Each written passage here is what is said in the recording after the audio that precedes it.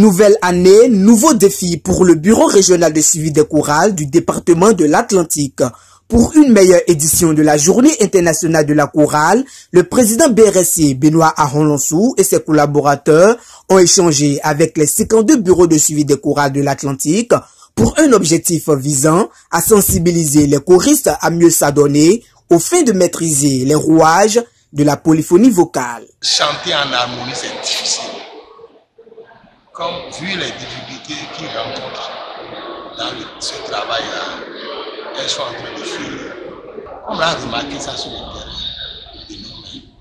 Si une chorale n'arrive pas à chanter en harmonie, on ne peut pas l'appeler chorale. Pour y arriver, le Bureau régional de suivi des chorales BRC de l'Atlantique a initié pour l'édition 2025 de la célébration de la Journée internationale de la chorale une compétition entre chorales de chaque bureau de suivi de chorale des 52 sous-régions de l'Atlantique. Cette année 2025, avant le jour de la fête de la journée, que nous avons souvent fêté les premiers samedis du mois de septembre, nous allons organiser des concerts dans toutes les sous-régions de l'Atlantique.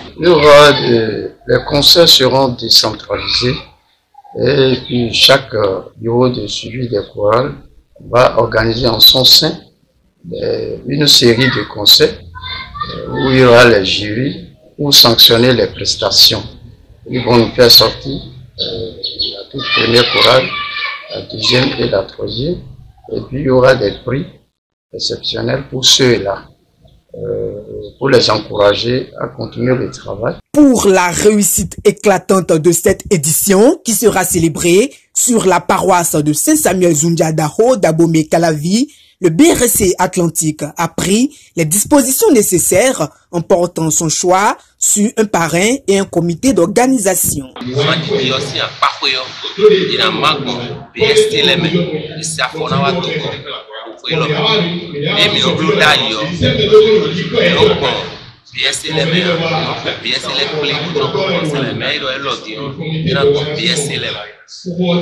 a sommet le président est sommet il a ma clavier 52 BST il a ma clavier Dahoué mi de ton dio kahihu Dahoué mina huka tamu bo mele nezida situ ina mette kuna mole azonda ko isenmi e kasi azonmi on mi ko tele et bien bloqué to ko bona organiser pour ina ti ko te ma radio bidoa ina ko meche hu lo ma ko mede do gbe aso ma o tona do inu kan ayaji je sinu e ide we chorale kweme on ino blogbon bon mi no dogbe tonu yi o we e lo meton tito de les zeda yi o en tito dagbede bon e vivi nu mi ta do ero dido edo BSC do poropo ina blo concert bon ina yi agbari wonle polyphonie bon ina toajo chorale dina de taton le ina toajo yi nous nous connaissons boy no clavier ni on edo ina na yi mais na ton talent na yi bon nous de voler le vol fine bon ina na yi bo de bodo de wu di do BSC do pomo ina toajo chorale do pour quoi tomo nous dagbe we yi bon mi do gbeto le bi ku dawe do eni wanu mi na ze gigo ma o ton do aga bonu lele dewe korasi ganle do Atlantique bonu ma o ni hen lele wa chicheme mo mi do gbeto le bi ku dawe do eni wa bo no koral le kuto bo anu kuto mi me bi ku ton bonu mi ni blo bonu ni je hungbe bo je kangbe comité d'organisation dewe nous comptons SVD Achupa et un président na podo midepo podo mais de que le bisi tito mekpo mina fi avon kuku mi tole mina jekpe tole ji bo ina do go alo bo budget mi ton et dans deux mimons, bon dans deux biblo, on met bio et demi de l'offidion, et blodo, au lit les chargé les mais bi, maman les tito, mais maman les ton de l'Atlantique, mais bi yo, mais non pas, bon, nous mais na blo. Argumentons que alors les bi, oui, courant de na, gossi Atlantique, go aller bi, oui, yiko, bah, y'a na non mais. Bon, mais quand nous prévoyons sous région, c'est les de propos, donc il m'a moi de wadion, alors il y a mon effet où nous n'avons pas donc mais le propos dans blo, nous allons sous région tomber dans blo, concert de sous région et ton les mains, pour n'en a jamais, le sous région et ton les mains, donc nous n'avons pas pour qu'il y ait gardons nous, et dans tout gardons bon mais nous prévoyons combien les pays, combien nous avons calaviton, soit à faton, zéton, ou aladaton, ou idaton, toriton, pomaceton, tofoton, mais nous prévoyons des bicueros. Il y a des gens qui ont des gants, qui ont des gants, qui ont des gants, qui ont 2025, ni nous avons des grandi, na susu, handi belé, handi belé, mais puis blodai. Une initiative bienvenue et beaucoup appréciée par les responsables des chorales du département de l'Atlantique. Ils saluent l'ingénieuse idée du BRC et se disent déjà prêts pour la compétition. L'initiative est très très bonne parce que nous déjà, vous savez que le président du BRC, Maître Aronsou de Benoît, il est passé par ici. Il était président du BSC à Gomé-Calavi. Donc, il a déjà semé ça. Il a déjà semé ça dans la sous-région de Gomé-Calavi. Donc, nous, ça ne nous dit rien. Les dispositions sont en train d'être prises pour que les choses se passent normalement. Si, le BSC à Gomé-Calavi a déjà, déjà vers fin avril, les concerts spirituels vont commencer pour la GIC et 2025 concernant la polyphonie vocale là, vous allez constater vous aussi. J'ai à mon niveau apprécié cette initiative que notre président a procréée, particulièrement à Kassato, comme les prix sont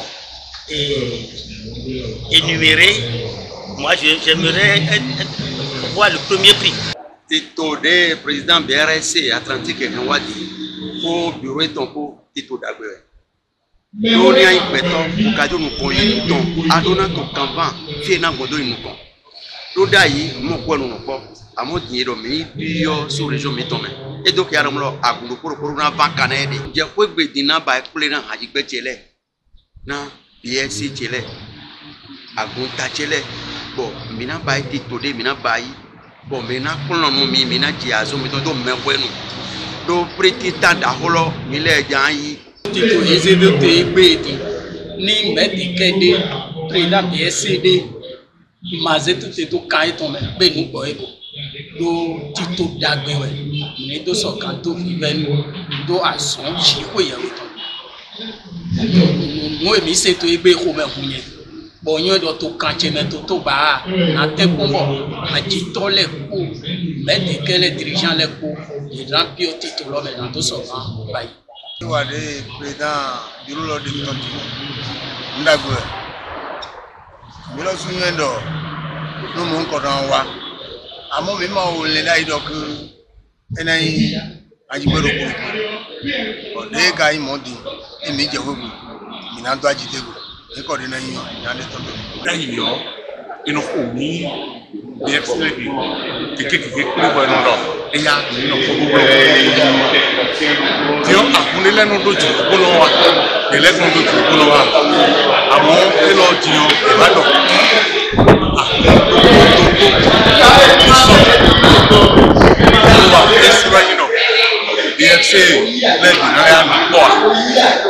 l'initiative est non désolée et beaucoup pour nous sommes à nous dans fac dans reste un peu trop oui mais quoi dire nous plaît on a donné mes lèvres pour le bureau qui te va et il faut c'est que des micros d'ailleurs pour la main et Dieu mais Mais des dieux ouais ça indo.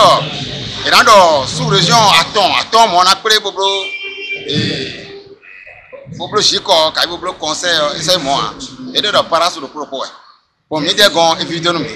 Do jenu kon we e ko ko do tito e bo mi de ko wura mi de gon e wa mi de gon mi de do ajo nya we e do ko ti ya on do kasi mi de to me we o yin wa ina mo le polifono e a ji ha gon e wa so ina mo bo ko be na mu yi de BRSC wa do ko ye me na shi de mi no e na so ko akun do koroko anjigbe agunu porokoton irayon file yede do e atlantic go ede kabi o se we lo irayon file yede de bo e ma yiro ntron se wa je kalabi lo be na se ndefo ntron kalabi wa je se be na se ndefo e ma mona yige awude bile e ko do wole di tro wende e ko wa tro de nyo pele ko da je le ko on ko timenai amo mati me kaka boy ko da do ko na blo akunu propoge mi ro do sur region do ko me na blo ko ni amo ti le ko di na bodo pe na yi o ajore ka se ro te ni e mi na blo ma lo e na wa gunjeji na yo go na blo be na ya ko to ji e bi o ason do ha jiji eme e bi o kan vivant da ko on a do ko tra cette fois-ci au lieu que ce soit les BSC qui se rassemblent, c'est les chorales de chaque BSC maintenant qui seront à l'œuvre. Cette initiative, elle est pertinente et originale. D'autant plus que lorsque les BSC se rassemblent, c'est un regroupement des BSC. Aujourd'hui maintenant, c'est chaque chorale qui va s'atteler à montrer ses performances. C'est une bonne initiative. Particulièrement, il faudrait que le grand prix soit revenu et on va s'atteler à cela. Président BRSC, micro nous on va le camion de Tegbedai. Moi, Wajo Igbe, Iwa, c'est le micro de Tom Igbe. Il te peut nous écoutons mitamba, nous tombons en l'air. Nous d'accord, nous des mythes d'éléments que vous bloquez au miton nous en l'air. Et ouais, mais d'accord, Wado, quand tu es timbono et non, c'est y est. Dis miton et béton là. Dis béton là, ouais. Il va de l'éton en doué. Nous mettons les sols au rendu, tu dis, à mon pied béton là. Il va de l'éton en doué. À mon micro, quand tu vois un angle. Ni derrière le canton de solution miton. Pour canton, mon c'est trop fait, ni mon le polyphonie, mon déo. Mais éco abouti, pied nature, à mon mou, quand il l'homme est dit, il est assez d'eau. Chaque solution dit, ah, où les zones. Il n'a aucun, boudou temps. Bon, il n'a mon web, il y a des migrants, comme il a l'air posé suivi, dédié. On a l'air qu'on l'a dit, à qu'on l'a dit. Kakabo, nous est pas ouais. Mais la rodeo, il doit titiller. Mais la rodeo, même bien, donc, mon débéton, à ma dos niveau, top, en disant, à s'y dire. Et bien, c'est là, on a les blos, on a quatre fois les bas. Il a le BSC quand on tombe. On a les 10 premiers, on a dit 10e, on a dit 3e demain. Nous devons faire le maou. Et quand tu le maou, le BSC, mide tombe ta homme le pot, à ti BSC, carabi tombe, depuis que tu as mis miracle, président BRSC, région Atlantique, ton éclé, Mimi Azovi, ton lait. Même président BSC, les Boudona et Béon. Azot dakwe azot jo azoe nous dakbiwe kwendo mendema zedo iro azoe akumwe tone nous jo nous dakwe anjikando pienele bimeon nous dakwe bo jacho bo nyon ganji bo kala vi beyo ni minado enyi nous yoyo nous kala vi beya do kwende azo betrolo. Pour cette initiative d'envergure avérée, le bureau régional de suivi des chorales a fait appel à plusieurs membres de jury qui sont des experts et des sachants dans le domaine pour évaluer les travaux d'harmonisation de chacune des chorales du département de l'Atlantique. L'idée émise, elle est louable à plusieurs titres. Vous voyez, œuvrer à ce que les chants polyphoniques puissent aller au niveau de chaque chorale dans l'église du christianisme céleste. C'est une très bonne chose. Je pense que dans l'objectivité, nous allons ensemble penser à ce que nous allons faire, c'est-à-dire les points sur lesquels nous allons mettre un accent pour que les objectifs puissent être atteints. On vient de nous confier une tâche. Nous allons nous concerter pour élaborer les critères pouvant nous permettre d'évaluer les prestations de différents chorales. Pour le moment, nous avons une formation en cours. Nous avons une formation en cours pour l'exécution de cette année JCOD 2025. Et je sais que nous allons y arriver. Et ça va donner de grandes choses. Et ça ira avec l'aide de Dieu. Nous allons le faire. Et ça va étonner tout le monde. La séance d'échange s'est tenue le samedi 15 février 2025 sur la paroisse Bon-Berger Gbodjo d'Abomey-Calavi, dont le chargé fut et continue d'être choriste. Il apprécie. Avant d'être chargé, j'ai été choriste, maître chœur adjoint sur la paroisse d'Adamouji, maître chœur adjoint sur la paroisse de Kadiaou. Et c'est quand je suis venu sur la paroisse de Kadiaou que j'ai commencé par chanter. J'ai dit que j'ai commencé par chanter parce que j'ai eu l'opportunité de chanter dans les 4 voix. Je fais la basse. D'accord? Et c'est là qu'on m'a appris à faire les polyphonies. Et c'est une bonne chose. Les mécoristes connaissent ça. Quand ils chantent et que cette chanson-là, je connais la basse, je les accompagne parce que c'est bon à entendre. C'est ça la chanson. C'est un honneur pour moi que mes confrères, je vais dire, parce que j'ai été choriste, que des confrères se rassemblent ici et décident de comment les chansons vont s'exécuter désormais dans notre région.